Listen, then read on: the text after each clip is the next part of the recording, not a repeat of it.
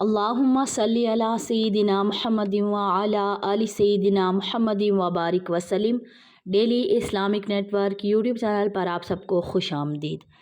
आज की वीडियो में हम बात करेंगे 2-3 सवालों के हवाले से जो अक्सर हमारी आवाम में फैले होते हैं, ख़ास तौर पर औरतों में। तो इंशाल्लाह ताला आज की वीडियो में सबसे पहली बात कि क्या सर से दुपट्टा अगर उतर जाए तो क्या औरतों का वज़ू टूट जाता है, क्या वो उसमें नमाज़ पढ़ सकती हैं या नहीं पढ़ सकती। तो अक्सर मैंने सुना है ख़वातीन कहती हैं कि अगर सर से दुपट्टा उतर जाए, गैर महरम देख लें तो आपका वज़ू नहीं रहेगा, अगर गैर महरम ना देखें, आप घर में हैं तो आपका वज़ू यानी नहीं टूटेगा, और अगर गैर महरम देख लें तो आपका वज़ू टूट जाएगा। तो देखें, गैर महरम के सामने वैसे भी दुपट्टा उतारना ये गुनाह है, हराम है, जायज़ नहीं है।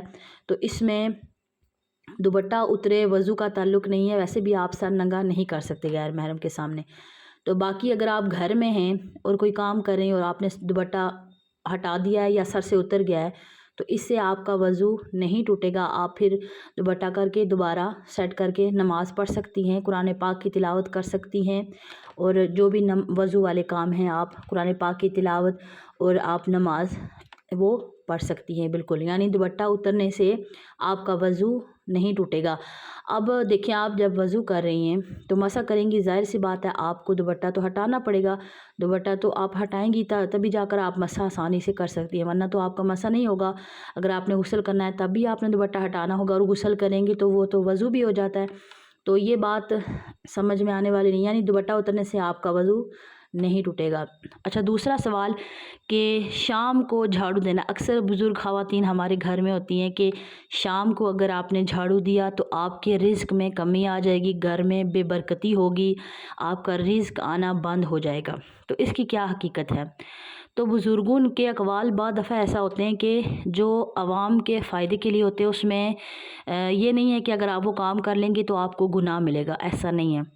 अब ये औरतों की आसानी के लिए अगर बुज़ुर्गों ने कह दिया तो बाद दफ़ा ऐसा होता है कि बुज़ुर्गों की तजर्बात की बातें होती हैं, वो अपने तजर्बे की बिना पर कहते हैं। अब अगर औरतें शाम को सफाइयाँ करना शुरू हो जाएं और शाम को जो है वो उनके शोहरों के आने का टाइम होता है, उस वक्त बजाय उसके कि वो उनको खाना पानी दें तो वो सफाइयों में लग जाएंगी।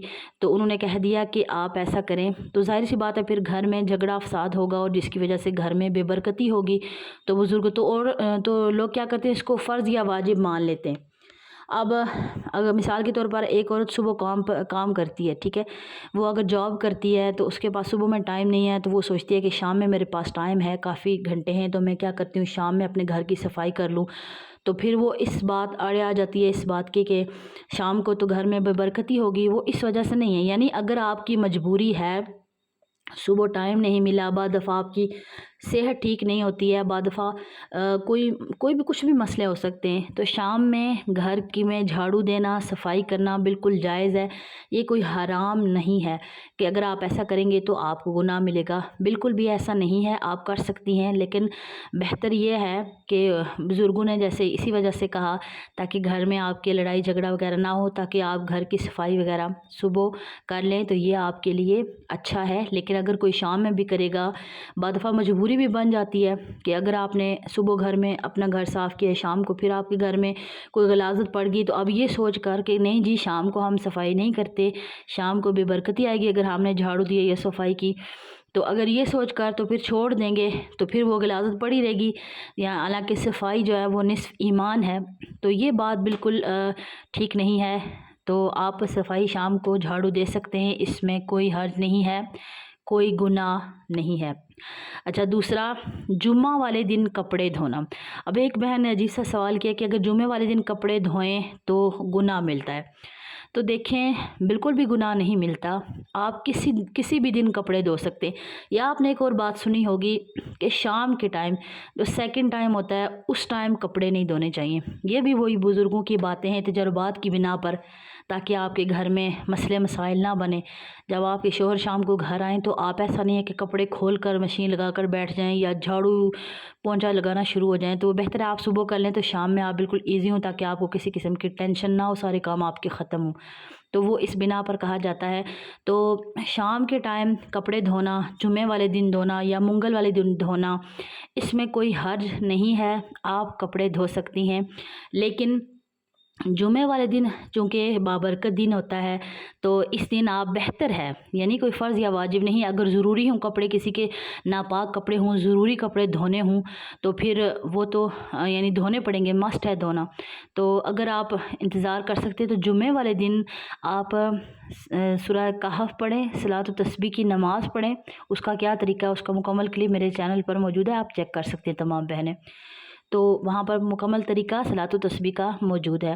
تو جمعے والے دن آپ اچھی طرح سے غسل کریں، جس طرح فرض غسل کیا جاتا ہے اسی طرح فرض غسل کی طرح جمعے کے دن کا غسل کریں، اور اس کے بعد مسواک کریں، آپ سرما لگائیں، ساری سنتیں پوری کریں۔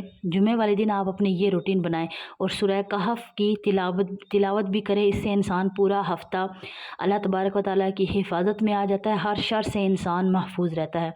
تو جمعے والے دن آپ اپنے یہ روٹین بنائیں، درود پاک زیادہ پڑھیں کثرت سے۔ جمعے والے دن کو، پورے دن کو آپ عبادت کے لیے مختص کر دیں کہ جو آپ نے جیسے صلاۃ و تسبیح ویک میں کم از کم ایک دفعہ آپ کوشش کریں پڑھیں، درود پاک ایکسٹرا اس دن پڑھیں، اور بہت زیادہ تلاوت کریں، ذکر و اذکار بہت زیادہ کریں، دعائیں بہت زیادہ مانگیں۔ جمعے والے دن کو آپ دنیاوی کاموں کے بجائے اگر آپ دینی کاموں میں اس کو صرف کریں، کوئی درس آپ اٹینڈ کر لیں، اپنے گھر میں کوئی آپ درس وغیرہ رکھ لیں، کسی بھی عالمہ کو بلا کر آپ اپنے گھر میں ایسا درس بیان کروائیں کہ جس سے آپ کو بھی فائدہ ہو، لوگوں کو بھی فائدہ ہو، دینی خدمت بھی ہو اور آپ کو اس کا اجر بھی ملے، یا آپ گھر میں قرآن خوانی کر لیں۔ اس طرح یعنی جمعے والے دن کوئی ایسی ایکٹیویٹی رکھیں کہ جس سے آپ کو دینی فائدہ ہو دینی کاموں میں۔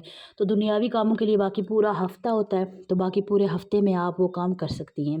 مجھے امید ہے کہ آج کی ویڈیو آپ کو سمجھ میں آ گئی ہوگی، تو باقی تمام اسلامی بہنوں کے ساتھ اس ویڈیو کو لازمی شیئر کریں۔ السلام علیکم ورحمۃ اللہ وبرکاتہ۔